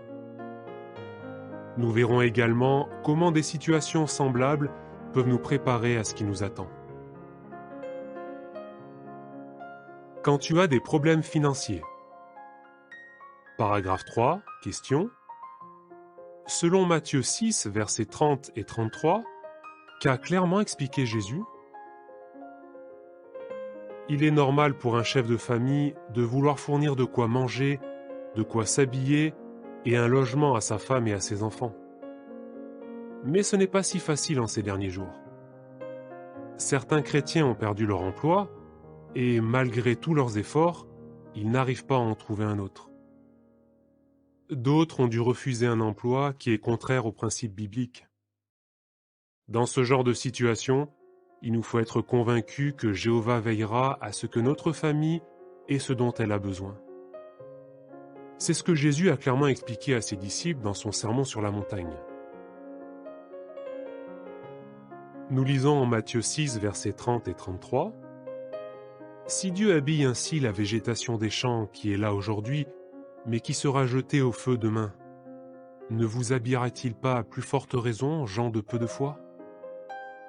Verset 33. « Donc, continuez à chercher d'abord le royaume et la justice de Dieu, et toutes ces autres choses vous seront ajoutées. » Si nous sommes absolument sûrs que Jéhovah ne nous abandonnera pas, nous pourrons accorder la priorité au royaume, comme nous sommes censés le faire. Et quand nous verrons que Jéhovah nous soutient sur le plan matériel, nous nous sentirons plus proches de lui et notre foi sera fortifiée. Paragraphes 4 et 5, question. Comment Jéhovah aide-t-il une famille depuis qu'elle s'est retrouvée dans une situation matérielle très précaire? Prenons comme exemple la famille Castro, une famille du Venezuela, et voyons comment Jéhovah l'aide depuis qu'elle s'est retrouvée dans une situation matérielle très précaire. Cette famille possédait une petite ferme qui lui permettait de gagner modestement sa vie. Mais un jour, un gang armé les a forcés à abandonner leur terre et les a chassés de chez eux. Le père, Miguel, raconte « Aujourd'hui, quelqu'un nous prête un tout petit morceau de terrain et nous vivons de ce qu'il produit. Chaque matin, je demande à Jéhovah de nous procurer de quoi manger pour la journée. » La vie est difficile pour les Castro, mais ils sont persuadés que notre Père Céleste est capable de subvenir à leurs besoins. Ils continuent donc d'assister aux réunions et de prêcher régulièrement. Ils accordent la priorité au royaume et Jéhovah comble leurs besoins. Dans l'épreuve, Miguel et sa femme, Yuraï, ont toujours fixé leur esprit sur la façon dont Jéhovah prenait soin d'eux. Certaines fois, Jéhovah a incité des frères et sœurs à leur procurer une petite aide matérielle ou à aider Miguel à trouver un travail. D'autres fois, il leur a fourni de quoi survivre par le moyen d'opérations de secours organisées par le Béthel. Jéhovah ne les a jamais abandonnés. Aujourd'hui, la foi des Castro est encore plus forte qu'avant. Après avoir mentionné une situation en particulier dans laquelle Jéhovah était venu à leur secours, Yosline, la fille aînée, a fait ce commentaire. « Ça nous a touchés de voir la main de Jéhovah de façon aussi évidente.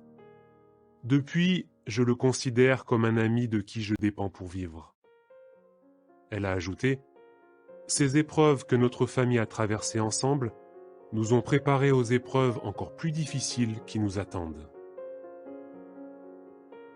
Paragraphe 6, question.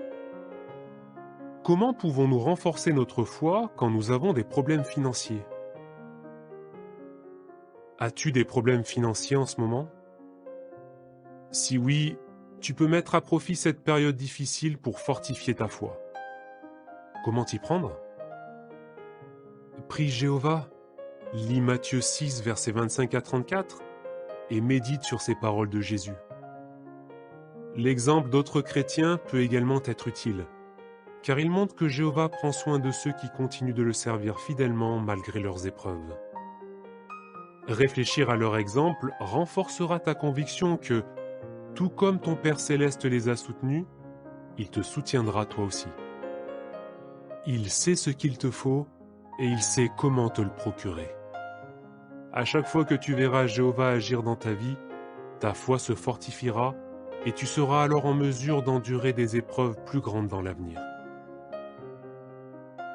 Voici ce que dit la légende des illustrations associées au paragraphe 3 à 6.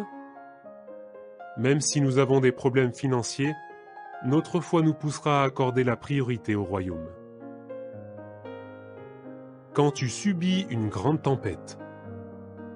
Paragraphe 7, question. Comment la grande tempête mentionnée en Matthieu 8, versets 23 à 26, a-t-elle mis la foi des disciples à l'épreuve? Un jour que Jésus et ses disciples étaient en mer, une grande tempête s'est levée. Jésus a profité de l'occasion pour expliquer à ses disciples qu'ils avaient besoin d'une foi plus grande. Nous lisons en Matthieu 8, versets 23 à 26. Puis Jésus monta dans un bateau, et ses disciples le suivirent. Mais voyez, il y eut une grande tempête sur la mer, si bien que les vagues recouvraient le bateau. Jésus, lui, dormait. Ils le réveillèrent en disant « Seigneur, sauve-nous, nous allons mourir !» Mais il leur demanda « Pourquoi avez-vous si peur, homme de peu de foi ?» Puis il se leva et parla sévèrement au vent et à la mer, et il y eut un grand calme. Tandis que la tempête faisait rage et que les vagues recouvraient le bateau, Jésus dormait tranquillement. Terrifiés, les disciples l'ont réveillé pour lui demander de les sauver, mais il les a gentiment repris. « Pourquoi avez-vous si peur, homme de peu de foi ?» leur a-t-il dit. Les disciples auraient dû comprendre que Jéhovah était parfaitement capable de protéger Jésus et ses amis. Et quelle leçon se dégage de ce récit? Une foi forte nous permettra d'affronter n'importe quelle grande tempête, qu'elle soit littérale ou symbolique. Paragraphes 8 et 9, question. Comment la foi d'Annelle a-t-elle été mise à l'épreuve et comment Annelle a-t-elle retrouvé son équilibre? Voyons comment Annelle, une sœur célibataire de Porto Rico, est sortie d'une épreuve terrible avec une foi plus forte. La grande tempête qu'elle a subie était littérale. Son épreuve a commencé en 2017, quand l'ouragan Maria a détruit sa maison. Suite à cette catastrophe, elle a aussi perdu son travail. Durant toute cette période, je me suis senti très angoissé, confie Annelle. Mais j'ai beaucoup prié Jéhovah. J'ai ainsi appris à lui faire confiance et à ne pas me laisser paralyser par l'inquiétude. Il y a une autre chose qui a aidé Annelle à retrouver son équilibre, l'obéissance. Elle explique « Suivre les instructions de l'organisation de Jéhovah m'a permis de garder mon calme. J'ai aussi vu Jéhovah prendre soin de moi. Il a utilisé mes frères et sœurs pour m'apporter des encouragements spirituels et un soutien matériel. » Elle ajoute « Jéhovah m'a donné bien plus que ce que j'aurais jamais osé demander, et ça a rendu ma foi beaucoup plus solide. » Paragraphe 10, question. Que pouvons-nous faire si nous affrontons une grande tempête en ce moment? Affrontes-tu une grande tempête en ce moment? Peut-être que la région où tu habites a été frappée par une catastrophe naturelle. Ou peut-être que tu subis une tempête symbolique, comme un grave problème de santé. Tu peux alors te sentir complètement submergé et ne pas savoir quoi faire. Mais ne laisse pas l'inquiétude miner ta confiance en Jéhovah. Rapproche-toi de lui en le priant de tout ton cœur. Et fortifie ta foi en repensant souvent à toutes les occasions où Jéhovah t'a soutenu dans le passé. Tu peux être sûr qu'il ne t'abandonnera jamais, ni aujourd'hui, ni demain. Paragraphe 11, question. Pourquoi devons-nous être déterminés à obéir à ceux qui nous dirigent? Comme Annelle l'a fait remarquer, l'obéissance t'aidera elle aussi à endurer. Alors, apprends à faire confiance à ceux en qui Jéhovah et Jésus ont confiance. Il peut arriver que ceux qui nous dirigent nous donnent des instructions qui ne nous semblent pas logiques. Mais Jéhovah bénit l'obéissance. La Bible nous apprend même que l'obéissance sauve des vies. Et les serviteurs de Dieu, qui en ont fait l'expérience, peuvent le confirmer. Voir par exemple Exode 14, versets 1 à 4, et 2 Chroniques 20, verset 17. Médite sur leur exemple. Cela renforcera ta détermination à obéir aux instructions que nous donne l'organisation de Jéhovah aujourd'hui et à celles qu'elle nous donnera dans l'avenir. Tu n'auras alors aucune raison de craindre la grande tempête qui nous attend. Voici ce que dit la légende des illustrations associées au paragraphe 7 à 11. Une foi forte nous permettra d'affronter n'importe quelle grande tempête, qu'elle soit littérale ou symbolique. Quand tu subis des traitements injustes. Paragraphe 12, question. Comme l'indique Luc 18, versets 1 à 8, comment la foi peut-elle nous aider à endurer les injustices? Jésus savait que ses disciples seraient traités injustement et que cela mettrait leur foi à l'épreuve. Pour les y préparer, il leur a raconté une histoire qui est rapportée dans l'évangile de Luc. Une veuve allait constamment voir un juge méchant pour obtenir justice. Elle était convaincue que sa persévérance serait récompensée. Finalement, le juge a accédé à ses demandes répétées. Nous lisons en Luc 18, versets 1 à 8. Puis Jésus leur donna un exemple montrant qu'ils devaient toujours prier et ne pas renoncer. Il dit : « Dans une ville, il y avait un juge qui ne craignait pas Dieu et qui ne respectait personne. Dans cette ville, il y avait aussi une veuve qui allait sans cesse le voir pour lui dire : « Fais en sorte que j'obtienne justice contre celui qui est en procès avec moi. » Pendant un certain temps, il a refusé. Cependant, par la suite, il s'est dit : « Je ne crains pas Dieu et je ne respecte personne, mais parce que cette veuve n'arrête pas de me harceler, je vais faire en sorte qu'elle obtienne justice. Sinon, elle continuera de venir et m'épuisera à force de réclamer. » Alors le Seigneur dit : « Notez bien ce que ce juge a dit alors qu'il était injuste. Et Dieu ne fera-t-il pas en sorte que justice soit rendue à ceux qu'il a choisis et qui crient vers lui jour et nuit, tout en étant patient avec eux ? Je vous le dis, il fera en sorte que justice leur soit rendue rapidement. Toutefois, quand le Fils de l'homme arrivera, trouvera-t-il vraiment ce genre de foi sur la terre ? » La leçon ? Jésus a dit : « Et Dieu, lui qui est juste, ne fera-t-il pas en sorte que justice soit rendue à ceux qu'il a choisis et qui crient vers lui jour et nuit ? » Puis il a ajouté : « Quand le Fils de l'homme arrivera, trouvera-t-il vraiment ce genre de foi sur la terre ? » Lorsque nous subissons des traitements injustes, ayons une foi aussi forte que celle de cette veuve. Montrons-nous patients et persévérants, et soyons convaincus que, tôt ou tard, Jéhovah agira en notre faveur. Nous devons également avoir foi dans le pouvoir de la prière. En effet, Jéhovah peut parfois répondre à nos prières de façon surprenante. Voici ce que dit la légende des illustrations associées au paragraphe 12. Nous renforcerons notre foi en priant constamment. Paragraphe 13, question. Quel effet une prière prononcée par une jeune fille a-t-elle eu ? Parlons de ce qui est arrivé à Véro, une sœur du Congo-Kinshasa.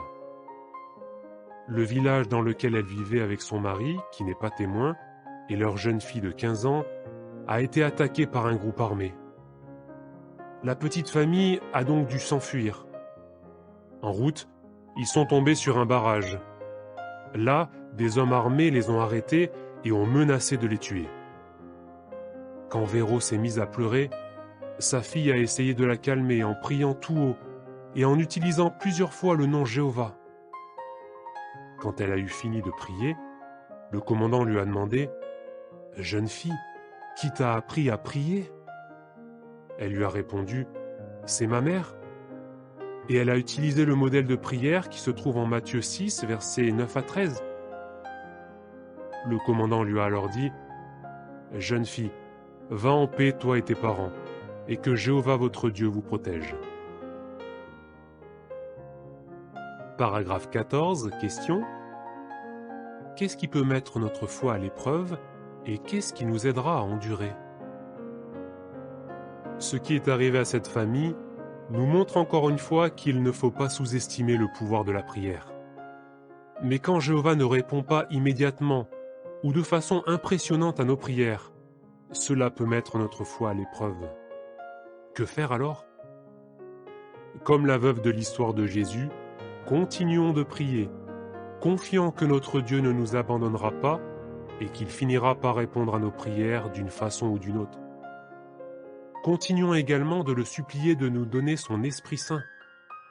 Rappelons-nous que bientôt, il nous bénira à tel point que nous en oublierons toutes nos souffrances.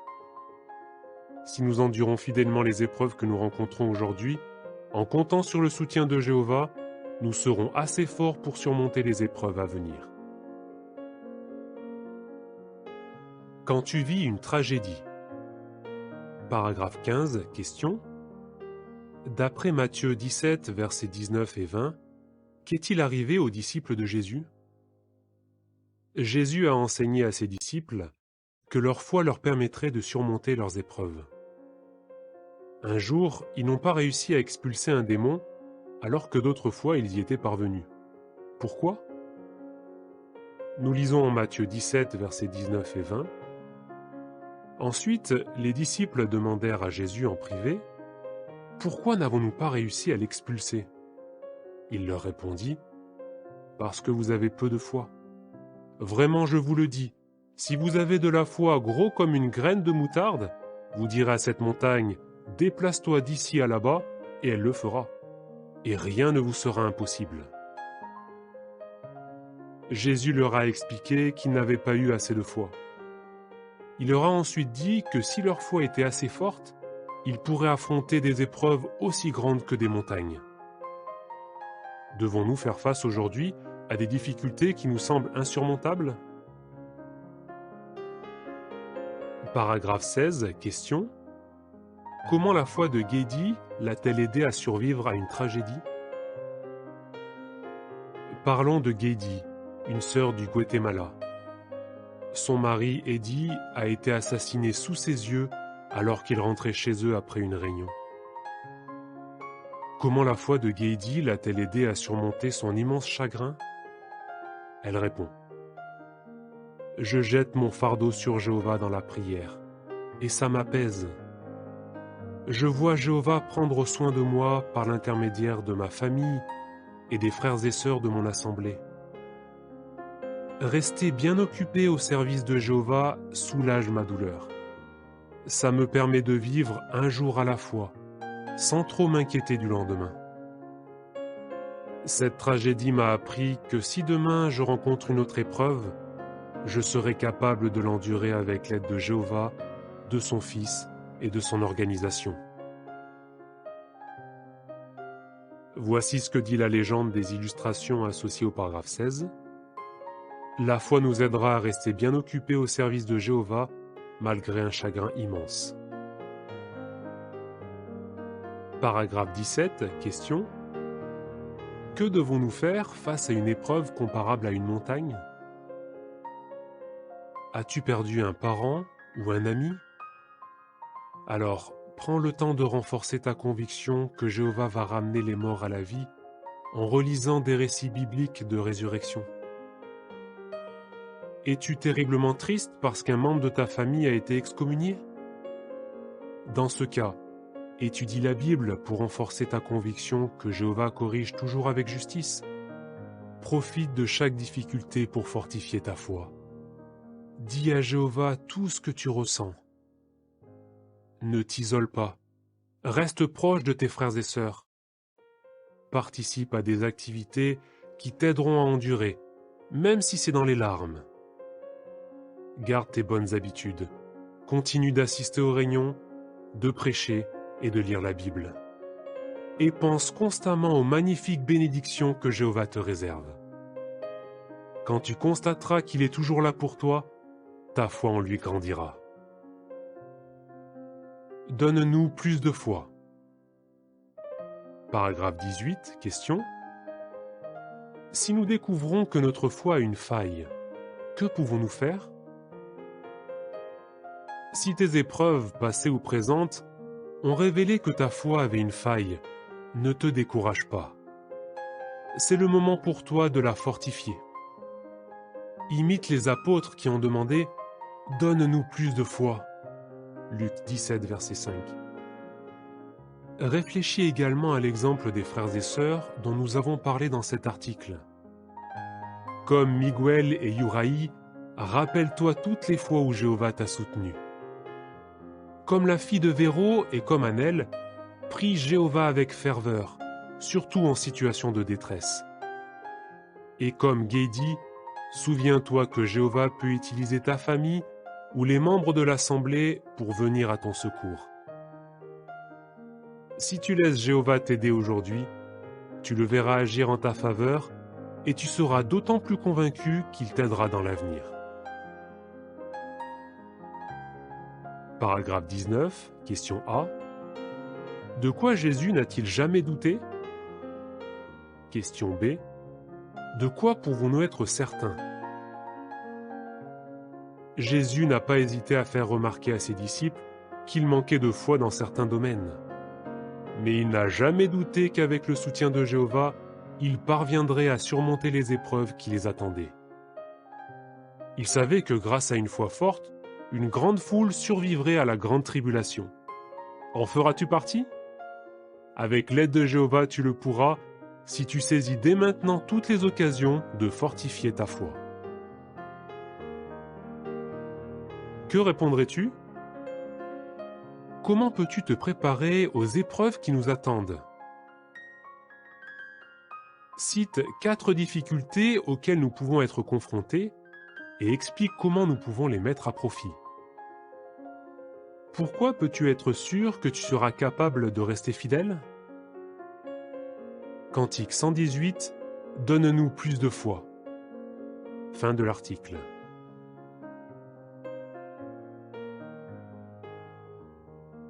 Biographie. Je voulais donner un sens à ma vie.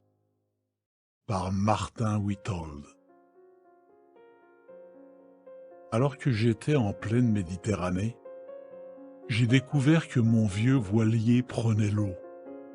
Puis, pour ne rien arranger, une tempête s'est levée.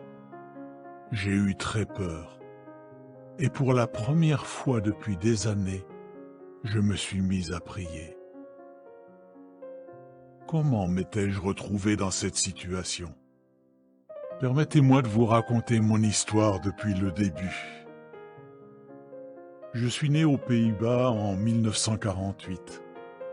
L'année d'après, ma famille s'est installée à Sao Paulo, au Brésil.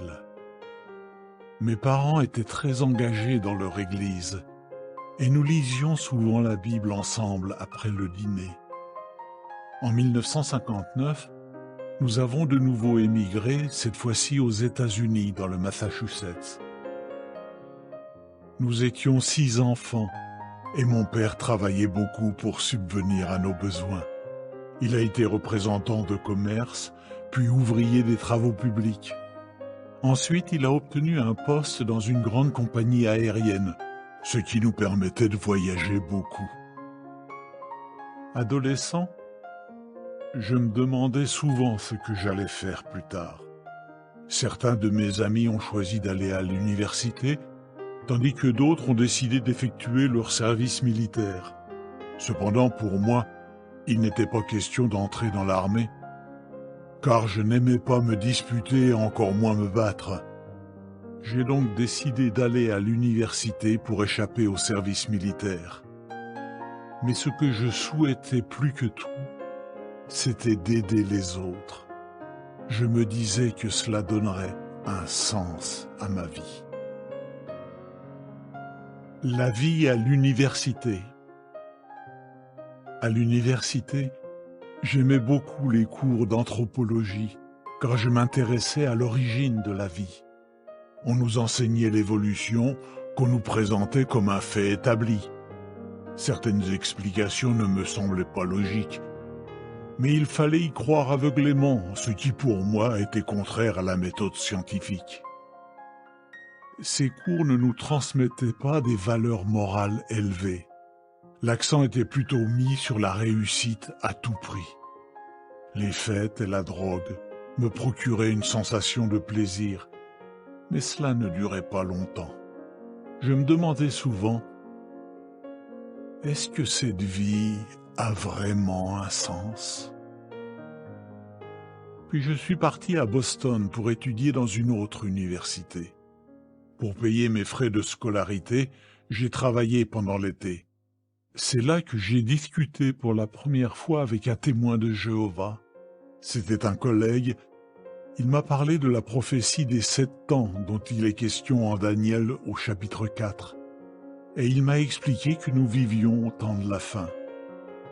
Mais j'ai vite compris que si je continuais à avoir des discussions avec lui, il arriverait à me convaincre et il faudrait que je change de mode de vie. J'ai donc trouvé tous les prétextes pour l'éviter. À l'université, j'ai suivi une formation qui me permettrait d'effectuer une mission bénévole en Amérique du Sud. En effet, je pensais que l'action humanitaire donnerait un sens à ma vie. Mais j'ai réalisé que cela ne suffirait pas pour mener une vie heureuse. Ayant perdu toutes mes illusions, j'ai quitté l'université à la fin du semestre. J'espère trouver le sens de la vie dans des pays lointains. En mai 1970, je suis parti à Amsterdam, aux Pays-Bas, pour travailler dans la compagnie aérienne où mon père avait travaillé. Cet emploi m'a amené à effectuer de nombreux voyages en Afrique, en Amérique, en Europe et en Asie. Mais j'ai constaté que tous les pays que je visitais faisaient face à de graves problèmes et qu'aucun n'avait de solution. Cela m'a redonné envie d'accomplir quelque chose d'utile pour les autres. J'ai donc décidé de retourner à Boston et de reprendre les cours à l'université que j'avais quittée. Mais j'ai vite compris qu'il ne m'apporterait pas la réponse à mes grandes questions. Ne sachant que faire, j'ai demandé conseil à mon professeur d'anthropologie. À ma grande surprise, il m'a répondu « Alors, il vaut mieux arrêter vos études tout de suite. » J'aime autant vous dire que je ne me suis pas fait prier. J'ai quitté l'université pour de bon. Je n'avais toujours pas réussi à donner un sens à ma vie. Alors, j'ai décidé de rejoindre le mouvement Flower Power, ce qui signifie pouvoir des fleurs. Avec quelques amis, j'ai traversé les États-Unis en stop pour descendre à Acapulco au Mexique. Nous vivions en communauté avec des hippies qui semblaient mener une existence sans souci. Mais en les fréquentant de près, je me suis rendu compte que ce mode de vie ne m'apporterait pas ce que je cherchais et ne me rendrait pas vraiment heureux. En effet, il était imprégné de malhonnêteté et d'infidélité. Je poursuis ma quête sur un voilier. C'est à cette époque-là qu'un rêve d'enfance a refait surface. Je voulais sillonner les mers en voilier, mais comme capitaine, pas comme matelot. Pour cela, il me fallait mon propre bateau. Tom, un de mes amis, avait le même genre d'aspiration que moi. Nous avons donc décidé de faire le tour du monde ensemble. J'espérais trouver une île paradisiaque, loin du système et de ses contraintes. Tom et moi nous sommes rendus en Espagne, à Arenys de Mar, près de Barcelone. Nous y avons acheté un sloop, un voilier de 9,50 m de long, le Ligra. Nous l'avons retapé pour qu'il puisse tenir en mer. Comme nous n'étions pas pressés d'arriver à destination, nous avons démonté le moteur pour gagner de la place et stocker davantage d'eau potable. Pour être en mesure de manœuvrer dans les petits ports, nous avons donc dû ajouter 2 rames de 5 mètres. Finalement, nous avons pris la mer, cap sur les Seychelles, dans l'océan Indien. Nous avions prévu de longer la côte ouest de l'Afrique et de contourner le cap de Bonne-Espérance.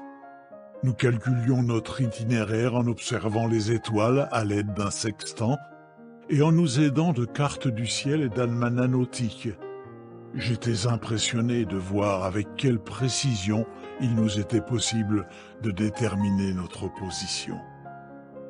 Nous avons rapidement découvert que ce vieux bateau en bois n'était pas fait pour la haute mer. Sa coque s'est mise à fuir et nous devions écouper une vingtaine de litres d'eau par heure. C'est alors que s'est levée la tempête dont je vous ai parlé en introduction. J'ai eu très peur. Et pour la première fois depuis des années, j'ai prié Dieu. Je lui ai promis que si je survivais, je m'efforcerais d'apprendre à le connaître. La tempête s'est calmée et j'ai tenu ma promesse. Je me suis aussitôt mis à lire la Bible. Imaginez la scène, j'étais assis sur mon bateau en pleine Méditerranée, entouré de poissons volants et de dauphins, avec l'horizon à perte de vue. La nuit, j'étais fasciné par le spectacle de la Voie lactée et j'étais de plus en plus convaincu qu'il existe un Dieu qui s'intéresse aux humains. Après quelques semaines en mer, nous avons fait halte dans le port d'Alicante en Espagne. Nous avons mis notre bateau en vente afin d'en acheter un autre en meilleur état. Comme on pouvait s'y attendre, il ne nous a pas été facile de trouver un acheteur qui veuille d'un vieux bateau sans moteur qui prenait l'eau. Mais au moins, cela m'a laissé du temps pour lire la Bible. Plus je lisais la Bible, plus je la voyais comme un guide pratique qui nous explique comment être heureux. J'ai été frappé de découvrir les principes de moralité qu'elle enseigne clairement. Et je me demandais comment autant de personnes, moi le premier, pouvaient se prétendre chrétiennes sans tenir compte de ce qu'elle dit. J'étais bien décidé à réformer ma vie. J'ai donc arrêté de me droguer. Je me suis dit qu'il devait exister des gens qui respectaient les principes élevés de la Bible et j'ai eu envie de les rencontrer. J'ai de nouveau prié Dieu et je lui ai demandé de m'aider à les trouver. À la recherche de la vraie religion. La méthode qui me semblait la plus logique pour trouver la vraie religion, c'était de procéder par élimination. En me promenant dans les rues d'Alicante, j'ai observé de nombreux bâtiments religieux. Mais comme dans la plupart se trouvaient des statues, il était facile de rayer ces religions de ma liste. Un dimanche après-midi, sur une colline dominant le port, j'avais lu Jacques 2, versets 1 à 5, qui demande de ne pas faire preuve de favoritisme envers les riches. En rentrant, je suis passé devant ce qui semblait être un lieu de culte. Au-dessus de la porte, un panneau disait « Salle du royaume des témoins de Jéhovah ». Je me suis dit « Je vais mettre ces gens à l'épreuve, voyons comment ils vont me recevoir ». Je suis donc entré. J'étais pieds nus. J'avais la barbe et je portais un jean troué. Le préposé à l'accueil m'a proposé une place à côté d'une dame âgée qui m'a aimablement aidé à trouver les versets cités par l'orateur. Après la réunion, j'ai été touché par la gentillesse de tous ceux qui sont venus me saluer. Un homme m'a invité à venir chez lui pour discuter, mais comme je n'avais pas fini de lire la Bible, je lui ai dit « Quand je serai prêt, je vous le ferai savoir. » En attendant, je me suis mis à assister à toutes les réunions. Quelques semaines plus tard, je me suis rendu chez l'homme qui m'avait invité, et il a répondu aux questions que je me posais sur la Bible. La semaine suivante, il m'a remis un sac rempli de beaux vêtements. Il m'a expliqué que le propriétaire de ces vêtements était en prison parce qu'il avait obéi au commandement de la Bible de s'aimer les uns les autres et de ne plus apprendre la guerre. J'étais maintenant convaincu d'avoir trouvé ce que je cherchais, des gens qui obéissent aux principes très clairs de la Bible. Désormais, mon objectif n'était plus de trouver une île paradisiaque, mais d'étudier la Bible en profondeur. Je suis donc retourné aux Pays-Bas. À la recherche d'un travail. Il m'a fallu 4 jours pour me rendre en stop à Groningen, aux Pays-Bas. Je devais maintenant trouver un travail. Dans une menuiserie où je m'étais présenté, on m'a remis un formulaire sur lequel je devais préciser ma religion. J'ai écrit « Témoin de Jéhovah ». Quand le patron a lu ce que j'avais écrit, l'expression de son visage a changé. Il m'a dit « Je vous rappellerai ». Mais il n'a plus jamais donné signe de vie. Dans une autre menuiserie où j'ai proposé mes services, le patron m'a demandé mes diplômes et mes lettres de recommandation. Je lui ai expliqué que j'avais fait des travaux de réparation sur un voilier en bois. À ma grande surprise, il m'a répondu « Vous pouvez commencer cet après-midi. Mais à une condition. Je ne veux pas d'histoire dans mon atelier, car je suis témoin de Jéhovah et je respecte les principes de la Bible. » Je l'ai regardé avec étonnement et je lui ai dit « Moi aussi, je suis témoin de Jéhovah. » Mes cheveux longs et ma barbe lui ayant sans doute mis la puce à l'oreille, il m'a dit « Eh bien, dans ce cas, nous allons étudier la Bible ensemble. » J'ai accepté sa proposition avec joie. Je comprenais maintenant pourquoi l'autre menuisier ne m'avait jamais rappelé. Jéhovah était intervenu pour exaucer les désirs de mon cœur. J'ai donc travaillé chez ce frère pendant 1 an et j'ai étudié la Bible avec lui. En janvier 1974, je me suis fait baptiser. Je donne enfin un sens à ma vie. 1 mois plus tard, je me suis lancé dans une nouvelle carrière qui m'a apporté d'immenses bienfaits, le service de pionnier. Le mois suivant, je me suis installé à Amsterdam pour soutenir un groupe de langue espagnole qui venait d'être formé. J'étais très heureux de donner des cours bibliques en espagnol et en portugais. En mai 1975, j'ai eu la joie d'être nommé pionnier spécial. Un jour, Ineke, une pionnière spéciale, a assisté à une de nos réunions en espagnol pour nous présenter une femme bolivienne qui étudiait la Bible avec elle. Ineke et moi avons décidé de nous écrire pour mieux faire connaissance et nous avons vite réalisé que nous avions les mêmes objectifs. Nous nous sommes mariés en 1976 et nous sommes restés pionniers spéciaux jusqu'en 1982, année où nous avons suivi les cours de la 73e classe de Galahad. Nous avons eu l'heureuse surprise d'être affectés au Kenya, en Afrique de l'Est, où nous avons servi pendant 5 ans à Mombasa.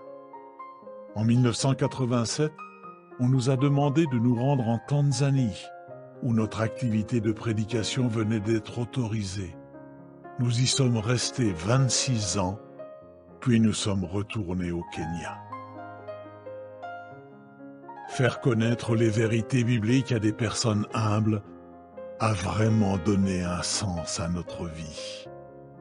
À Mombasa, mon premier étudiant de la Bible était un homme que j'avais rencontré dans le cadre du témoignage public. Je lui avais proposé 2 revues et il m'avait demandé « Une fois que je les aurai lues, qu'est-ce qu'il faudra que je fasse ?» La semaine suivante, nous avons commencé un cours biblique en nous servant du livre « Vivre éternellement » qui venait tout juste d'être publié en Swahili. Il s'est fait baptiser 1 an plus tard et il est devenu pionnier permanent. Depuis, sa femme et lui ont aidé une centaine de personnes à progresser au point de se faire baptiser. Le jour où j'ai compris quel est le but de la vie, Je me suis senti comme le marchand qui avait trouvé une perle de grande valeur et qui était prêt à tous les sacrifices pour l'acheter. J'ai alors voulu consacrer mon existence à aider les autres à trouver le sens de la vie. Tout comme ma chère femme, j'ai pu constater que Jéhovah bénit ses serviteurs en donnant un sens à leur vie. Fin de l'article.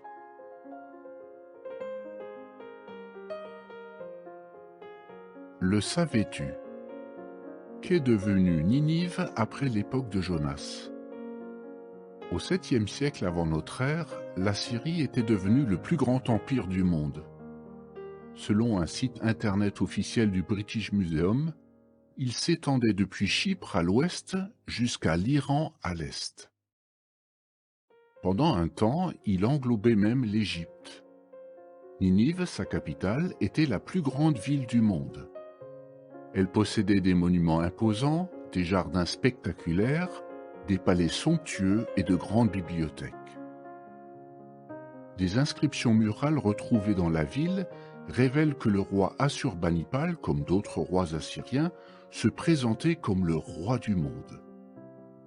L'Assyrie et sa capitale semblaient alors impossibles à conquérir. Pourtant, au moment où l'Assyrie était au sommet de sa puissance, le prophète Sophonie a annoncé « Jéhovah détruira l'Assyrie. Il dévastera Ninive, il la rendra aussi aride que le désert. » Naoum, quant à lui, a prophétisé « Pillez l'argent, pillez l'or, la ville est vide, déserte, dévastée. Tous ceux qui te verront fuiront loin de toi et diront « Ninive a été dévastée. » Sophonie 2, verset 13, Naoum 2, versets 9 et 10, 3, verset 7. En entendant ces prophéties, les gens ont dû se dire « Mais c'est impossible! Qui peut infliger une défaite à la puissante Assyrie ?» Tout cela semblait inconcevable. Pourtant, l'impensable s'est produit. À la fin du 7e siècle avant notre ère, l'Assyrie a été conquise par les Babyloniens et les Mèdes. Avec le temps, Ninive s'est vidée de ses habitants et elle est tombée dans l'oubli. Selon une publication du Metropolitan Museum of Art de New York, au Moyen Âge, le site était abandonné et enseveli. Et le souvenir de Ninive n'existait pratiquement plus que dans les pages de la Bible. Une société d'archéologie biblique explique qu'au début des années 1800, personne ne savait si la grande capitale assyrienne avait réellement existé. Mais en 1845, l'archéologue Austin Henry Layard a commencé à fouiller le site de Ninive. Les ruines qui ont été mises au jour témoignent de la gloire passée de cette ville. L'accomplissement précis de ce que la Bible avait annoncé au sujet de Ninive renforce notre conviction que les prophéties concernant la fin des puissances politiques d'aujourd'hui se réaliseront également. Fin de l'article.